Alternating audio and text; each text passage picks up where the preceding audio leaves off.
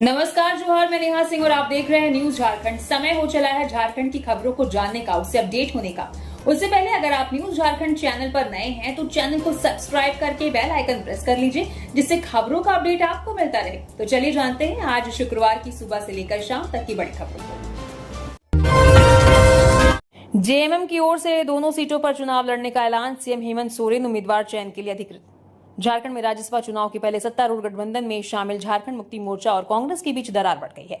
JMM की ओर से दोनों सीटों पर उम्मीदवार उतारने का ऐलान कर दिया गया है। जेएमएम प्रमुख और मुख्यमंत्री हेमंत सोरेन की अध्यक्षता में शुक्रवार को सीएम आवास पर हुई बैठक में पार्टी के सभी विधायकों और पार्टी पदाधिकारियों की हुई बैठक में यह फैसला लिया गया।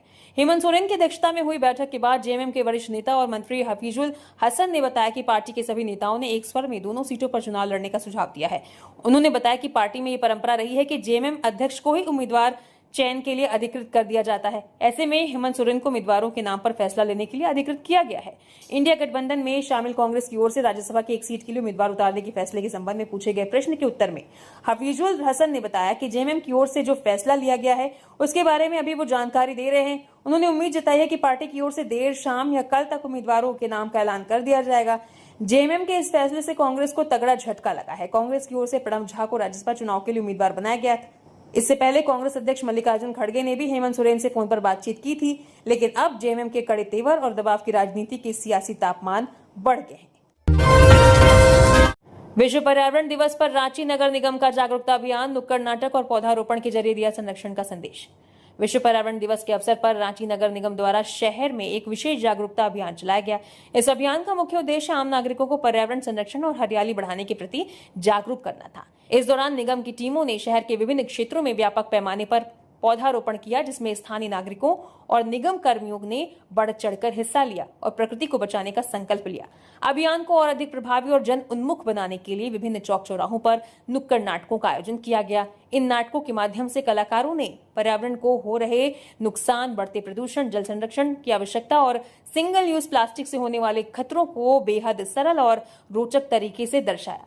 नुक्कड़ नाटक और पौधारोपण के इस अनूठे संगम के जरिए रांची नगर निगम ने आम जनता को प्रकृति के प्रति अपनी जिम्मेदारी समझने और पर्यावरण को हरा भरा बनाए रखने का एक बेहद सशक्त संदेश दिया।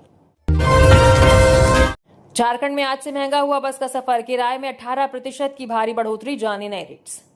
झारखंड में यात्रा करना पहले से ज्यादा महंगा हो गया है। रांची से झारखंड के अलग अलग शहरों में चलने वाली बसों के किराए में 18% की बढ़ोतरी हुई है। ये फैसला हाल ही में चैंबर ऑफ कॉमर्स भवन में हुई बस ओनर एसोसिएशन रांची की बैठक में लिया गया। इस बढ़ोतरी के बाद यात्रियों को पहले के मुकाबले ज्यादा पैसे खर्च करने होंगे। बस किराए के साथ साथ राज्य में सामान ढुलाई की दरें भी बढ़ गई, क्योंकि मिनी ट्रक एसोसिएशन ने माल भाड़े में 15% की तत्काल वृद्धि कर दी है। बस ओनर एसोसिएशन रांची के प्रतिनिधि अशफाक आजम ने बताया कि पेट्रोल, डीजल और सीएनजी की कीमतें बढ़ रही हैं। इसके अलावा बस चलाने से जुड़े खर्चे जैसे मोटर पार्ट्स, चेसिस, बॉडी निर्माण, टोल टैक्स, मोटर वाहन कर, बीमा और मोबिल भी महंगे हो गए हैं। पुराने किराए पर बस चलाना घाटे का सौदा साबित हो रहा है, इसलिए 18% किराया बढ़ाने का निर्णय लिया गया है।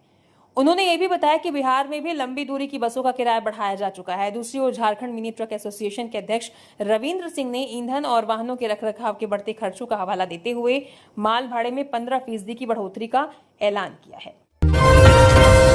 झारखंड में मानसून की एंट्री कब, मौसम विभाग ने बता दिया तारीख। संताल में वज्रपात से 3 लोगों की मौत।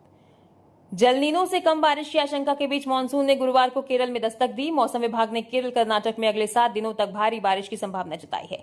चूंकि मानसून तय समय से 3 दिन लेट है, इस लिहाज से झारखंड में इसके 15 जून तक पहुंचने के आसार हैं। मौसम विभाग के अनुसार इस बार मॉडल त्रुटि के कारण मानसून बारिश में 4 से 10% की कमी हो सकती है। रांची केंद्र के वैज्ञानिक अभिषेक आनंद ने बताया कि केरल में मानसून आने के बाद झारखंड में पहुंचने की तय तिथि के बारे में अभी कुछ नहीं कहा जा सकता। ये निर्धारित मांग से उत्तर पूर्व के राज्यों से होकर आगे बढ़ेगा। इस क्रम में ये बंगाल होते हुए बिहार और झारखंड में प्रवेश करेगा। फिलहाल अभी तक नॉर्थ ईस्ट राज्यों से दूर है, वहां पहुंचने में 3 से 4 दिन लग सकता है। मानसून अरब सागर और बंगाल की खाड़ी में सक्रिय हो चुका है।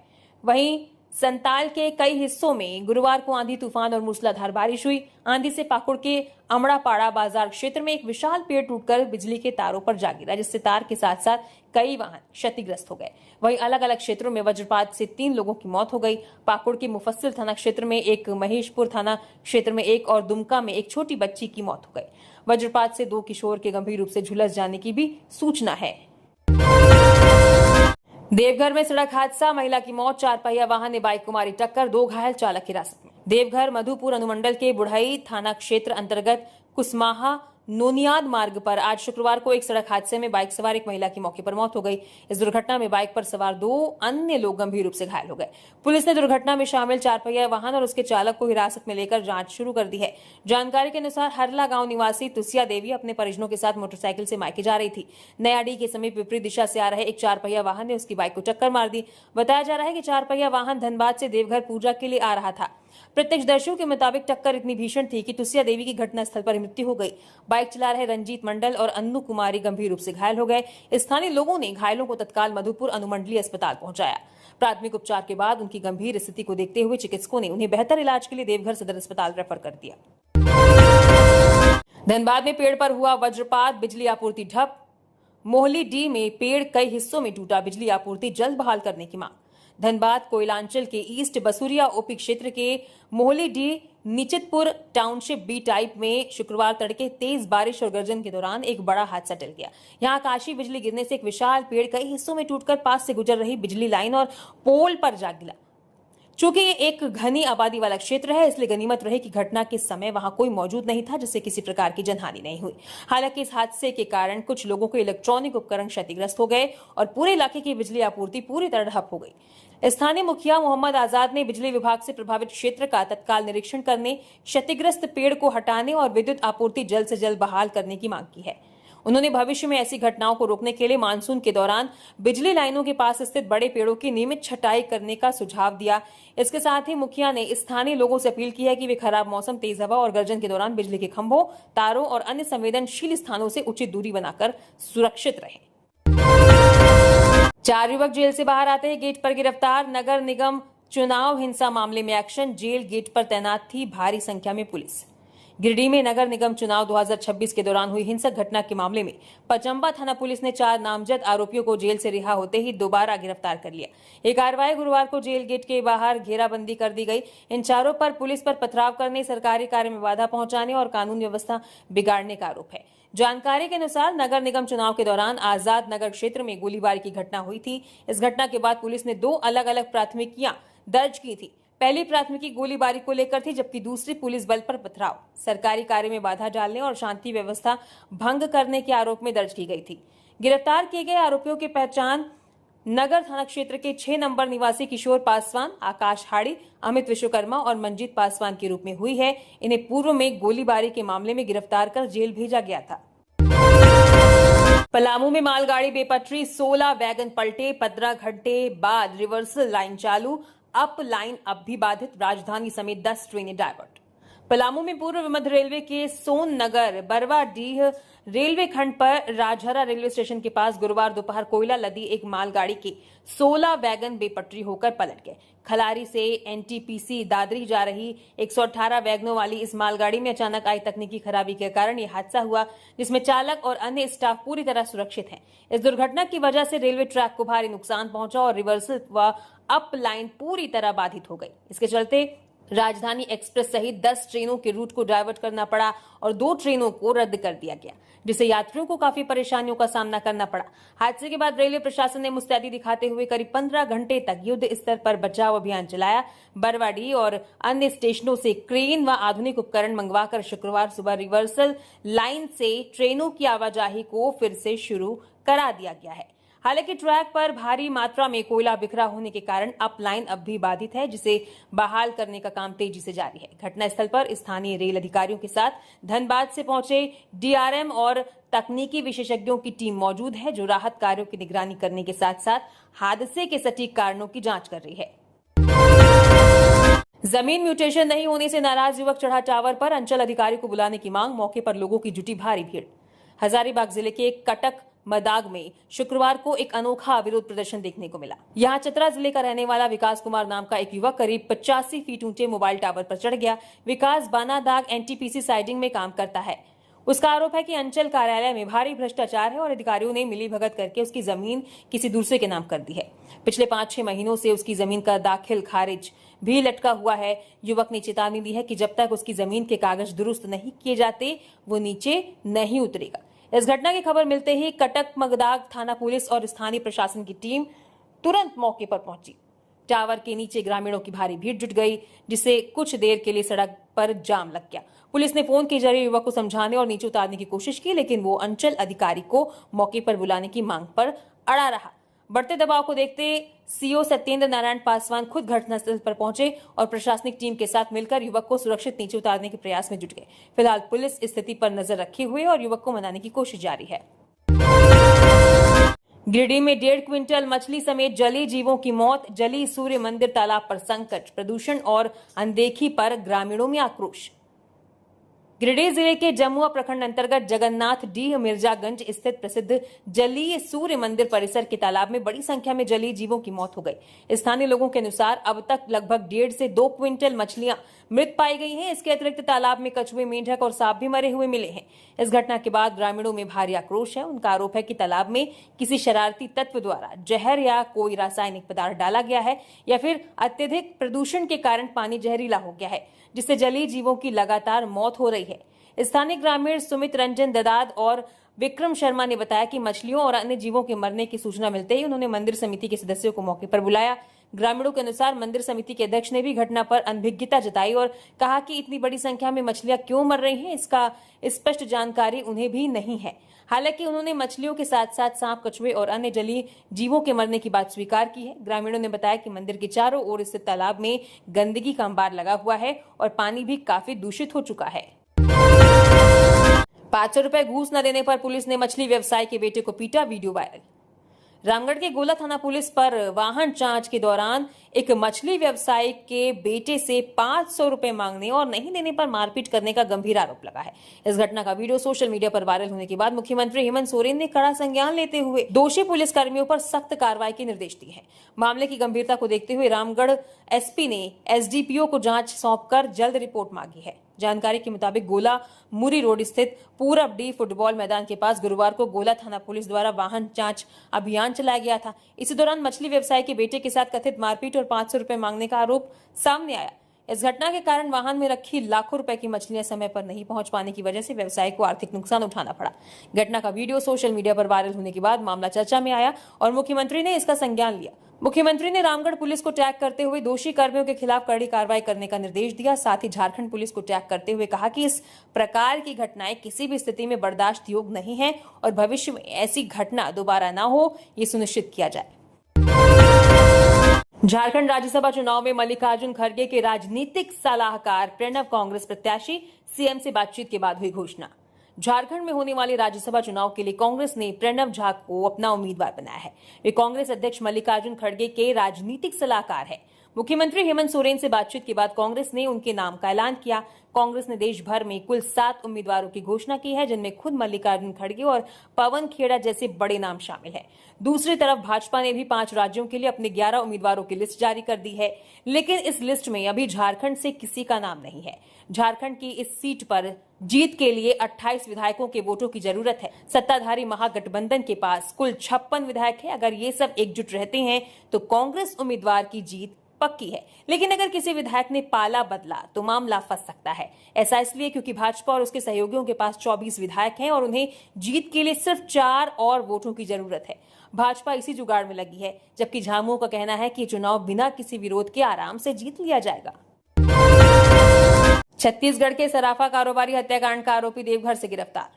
बिहार एसटीएफ और छत्तीसगढ़ पुलिस की संयुक्त कार्रवाई में छत्तीसगढ़ के प्रसिद्ध सराफा व्यापारी की हत्या और लूटकांड के मुख्य आरोपी मनीष मंडल उर्फ नागमणि मंडल को झारखंड के देवघर से गिरफ्तार कर लिया गया है। ये सनसनीखेज वारदात 26 मई को छत्तीसगढ़ के गौरेला पेंड्रा मरवाही जिले के पांड्रा थाना क्षेत्र में हुई थी, जहां अपराधियों ने व्यापारी की गोली मारकर हत्या कर दी थी और आभूषणों से भरा बैग लूटकर फरार हो गए थे। पुलिस ने पकड़े गए आरोपी के पास से लूटे गए करीब 50 ग्राम सोने के आभूषण और लगभग 1 किलो चांदी बरामद की है। गिरफ्तार आरोपी मूल रूप से बिहार के बांका जिले का रहने वाला है और पुलिस से बचने के लिए लगातार अपने ठिकाने बदल रहा था। तकनीकी इनपुट और लोकेशन ट्रैकिंग की मदद से पुलिस टीम ने देवघर में छापेमारी कर उसे धर दबोचा। पुलिस रिकॉर्ड के अनुसार आरोपी मनीष मंडल पर पहले से ही हत्या, लूट, डकैती और बैंक डकैती जैसे कई गंभीर आपराधिक मामले दर्ज हैं। फिलहाल पुलिस उसे छत्तीसगढ़ पुलिस को सौंपने की कानूनी प्रक्रिया पूरी कर रही है और इस गिरोह के अन्य सदस्यों की तलाश में जुटी है। झारखंड में बदलेगा मौसम का मिजाज, 8 जून तक बारिश और तेज हवाओं के आसार। झारखंड में मौसम का मिजाज लगातार बदल रहा है। गुरुवार को राज्य के कई हिस्सों में बारिश से लोगों को राहत मिली है। वहीं तापमान बढ़ने से ज्यादातर जिलों में लोगों को गर्मी और उमस का सामना करना पड़ा। हालांकि मौसम विभाग ने आगामी दिनों में बारिश और तेज हवाओं की संभावना जताते हुए राहत की उम्मीद जगाई है। मौसम विभाग के अनुसार आज देर शाम तक राजधानी रांची समेत राज्य के अधिकांश हिस्सों में मौसम करवट ले सकता है। उत्तर पश्चिमी और आसपास के मध्य भागों को छोड़कर राज्य के अन्य क्षेत्रों में गरज चमक के साथ बारिश होने की संभावना है। इस दौरान 40 से 50 किलोमीटर प्रति घंटे की रफ्तार से तेज हवाएं चल सकती है। वहीं मौसम विभाग के पूर्वानुमान के अनुसार 6 जून को राज्य में आंशिक रूप से बादल छाए रहेंगे। कई जिलों में हल्की से मध्यम दर्जे की बारिश हो सकती है, जिससे तापमान में गिरावट आने और लोगों को गर्मी से राहत मिलने की उम्मीद है। 7 जून को राज्य के दक्षिणी और मध्य भागों में कुछ स्थानों पर गरज के साथ हल्की से मध्यम बारिश होने की संभावना है। वहीं 8 जून को पूर्वी और निकटवर्ती मध्य जिलों में वज्रपात और गर्जन के साथ बारिश की चेतावनी जारी की गई है। इस दौरान 40 से 50 किलोमीटर प्रति घंटे की रफ्तार से तेज हवाएं भी चल सकती है। गिरिडीह में पुलिस लावारिस शव को जेसीबी से दफनाने पहुंची। ग्रामीणों ने किया विरोध, पुलिस को लौटना पड़ा वापस।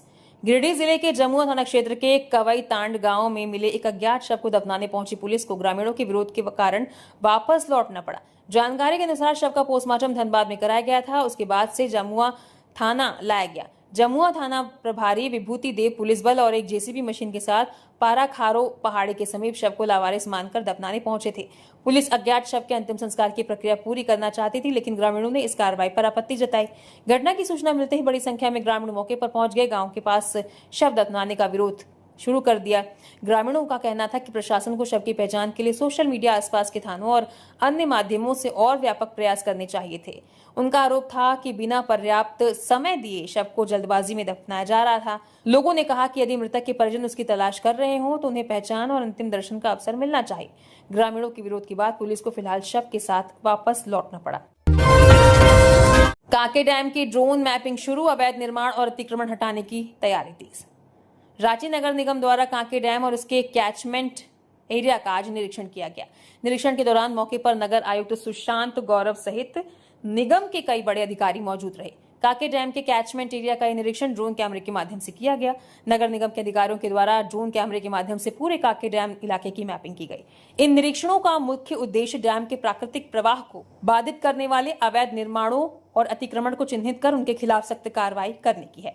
नगर आयुक्त सुशांत गौरव ने अधिकारियों को यह भी साफ निर्देश दे दिया है कि उनके खिलाफ सख्त कार्रवाई करें। पलामू में प्रतिबंधित थाई मांगुर मछली की लूट, पुलिस ने 3 घंटे में किया खुलासा। पलामू जिले में प्रतिबंधित थाई मांगुर मछली से लदे एक ट्रक की लूट का सनसनीखेज मामला सामने आया है। दरअसल तस्कर इस प्रतिबंधित मछली की खेप को खपाने के लिए ले जा रहे थे। इसी दौरान अपराधियों ने हथियार के बल पर ट्रक को लूट लिया। घटना की सूचना मिलते ही रेहला थाना पुलिस तुरंत रेस हुई और महज 3 घंटे के भीतर मामले का भंडाफोड़ कर दिया। पुलिस ने न सिर्फ लूटे गए ट्रक और थाई मांगुर मछली को बरामद किया, बल्कि इस वारदात में शामिल 3 लुटेरों को भी धर दबोचा। इस त्वरित कार्रवाई के दौरान पुलिस को एक बड़ी कामयाबी ये भी मिली कि उन्होंने मछली तस्करी के इस अवैध नेटवर्क का पर्दाफाश कर दिया। प्रतिबंधित थाई मांगुर स्वास्थ्य और पर्यावरण के लिए बेहद खतरनाक मानी जाती है, जिसके कारण भारत में इसकी बिक्री और पालने पर पूरी तरह रोक है। पुलिस ने बरामद की गई भारी मात्रा में मछली को गड्ढा खोदकर जमीन में दफनाकर नष्ट कर दिया और पकड़े गए आरोपियों के खिलाफ लूट के साथ साथ प्रतिबंधित मछली के अवैध परिवहन की धाराओं में मामला दर्ज कर आगे की कार्रवाई शुरू कर दी है। झारखंड से राज्यसभा उम्मीदवार बनाए जाने पर कांग्रेस नेता प्रणब झा ने शीर्ष नेतृत्व का जताया आभार। झारखंड से राज्यसभा के लिए नामित किए जाने पर कांग्रेस नेता ने पार्टी नेतृत्व और गठबंधन के वरिष्ठ नेताओं के प्रति आभार व्यक्त किया है। उन्होंने कहा कि अपने गृह राज्य झारखंड का राज्यसभा में प्रतिनिधित्व करने का अवसर मिलना उनके लिए बड़े सौभाग्य की बात है। उन्होंने कांग्रेस अध्यक्ष मल्लिकार्जुन खड़गे, सीपीपी चेयरपर्सन सोनिया गांधी, नेता प्रतिपक्ष राहुल गांधी, संगठन महासचिव केसी वेणुगोपाल, महासचिव प्रियंका गांधी वाड्रा, झारखंड प्रभारी के राजू, प्रदेश कांग्रेस अध्यक्ष केशव महतो, कमलेश और झारखंड के मुख्यमंत्री हेमंत सोरेन का विशेष रूप से आभार जताया।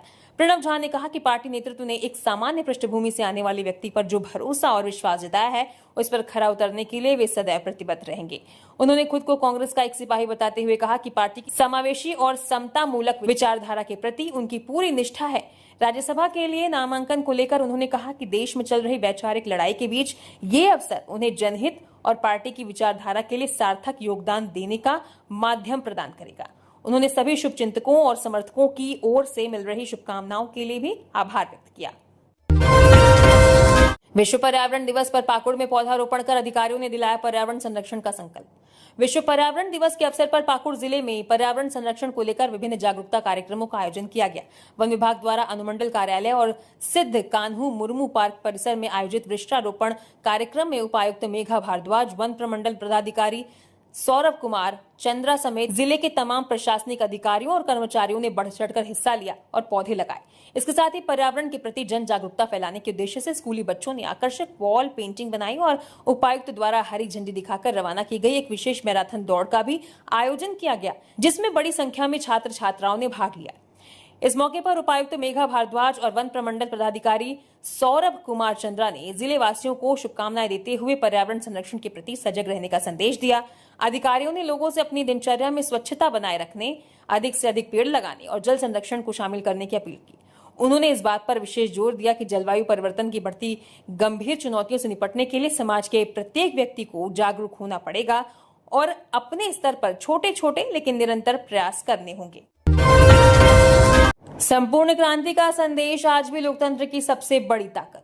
धनबाद के बैंक मोड़ स्थित जेपी चौक पर लोकनायक स्मारक समिति द्वारा संपूर्ण क्रांति दिवस मनाया गया। इस अवसर पर लोकनायक जयप्रकाश नारायण की प्रतिमा पर माल्यार्पण कर उन्हें श्रद्धांजलि दी गई। कार्यक्रम में धनबाद के मेयर संजीव सिंह, पूर्व सांसद पीएन सिंह और अन्य गणमान्य नागरिक शामिल हुए, जिन्होंने जेपी के विचारों और उनके ऐतिहासिक योगदान को याद किया। मेयर संजीव सिंह ने कहा कि संपूर्ण क्रांति केवल एक राजनीतिक आंदोलन नहीं था, बल्कि वो समाज को नई दिशा देने वाला एक बड़ा जन आंदोलन था। उन्होंने जोर देकर कहा कि देश को अंग्रेजों से तो आजादी मिल गई, लेकिन सामाजिक, राजनीतिक और मानसिक गुलामी से मुक्ति दिलाने के लिए संपूर्ण क्रांति का संदेश आज भी लोकतंत्र की सबसे बड़ी ताकत है। पूर्व सांसद पीएन सिंह और अन्य वक्ताओं ने भी इस आंदोलन को राजनीतिक व सामाजिक व्यवस्था में व्यापक बदलाव का प्रतीक बताते हुए आज के युवाओं को जेपी के आदर्शों पर चलने की प्रेरणा दी। चतरा में विश्व पर्यावरण दिवस पर प्रभात फेरी, पौधारोपण और संरक्षण की शपथ। चतरा में विश्व पर्यावरण दिवस के अवसर पर पर्यावरण संरक्षण को लेकर व्यापक जागरूकता अभियान चलाया गया। इस खास मौके पर स्कूली बच्चों, युवाओं और स्थानीय प्रशासन ने मिलकर एक भव्य प्रभात फेरी निकाली, जिसके जरिए लोगों को पेड़ लगाओ, जीवन बचाओ का संदेश दिया गया। इसके साथ ही विभिन्न सरकारी कार्यालयों, विद्यालयों और सार्वजनिक स्थलों पर बड़े पैमाने पर पौधारोपण कार्यक्रम का आयोजन किया गया, जिसमें छायादार और फलदार पौधे लगाए गए। इस आयोजन का मुख्य उद्देश्य लोगों को प्रकृति के प्रति उनकी जिम्मेदारियों का एहसास कराना था। कार्यक्रम के अंत में उपस्थित सभी लोगों ने सामूहिक रूप से पर्यावरण संरक्षण की शपथ ली। सभी ने संकल्प लिया कि वे न सिर्फ अधिक से अधिक पौधे लगाएंगे, बल्कि उनके बड़े होने तक उनकी पूरी देखभाल भी करेंगे, ताकि आने वाली पीढ़ियों के लिए एक स्वच्छ, हरा भरा और स्वस्थ वातावरण तैयार किया जा सके। कम नंबर आए तो जानना चाहता था ऐसा क्यों हुआ, इनसिक्योर प्लेटफॉर्म को टेंडर क्यों दिया। सार्थक के खुलासे से सीबीएसई चेयरमैन की कुर्सी गई। सीबीएसई के ऑन स्क्रीन मार्किंग सिस्टम में जब कॉपियां धुंधली दिखने और चेकिंग में गड़बड़ी की शिकायतें आई, इसके बाद रांची के 17 साल के छात्र सार्थक सिद्धांत ने सिर्फ शिकायत ही नहीं की, बल्कि सिस्टम की ही पोल खोल दी। 12वीं के इस छात्र ने सीबीएसई के 576 टेंडर दस्तावेजों को खंगाला। एक ब्लॉक के जरिए ओएमएस का ठेका देने की प्रक्रिया में हुई भारी अनियमितताओं को उजागर कर दिया। सार्थक के इस खुलासे की गूंज संसद तक पहुंची। स्थायी समिति ने मामले पर संज्ञान लिया। इसके बाद सरकार को सीबीएसई के चेयरमैन राहुल सिंह और सचिव हिमांशु गुप्ता को पद से हटाना पड़ा।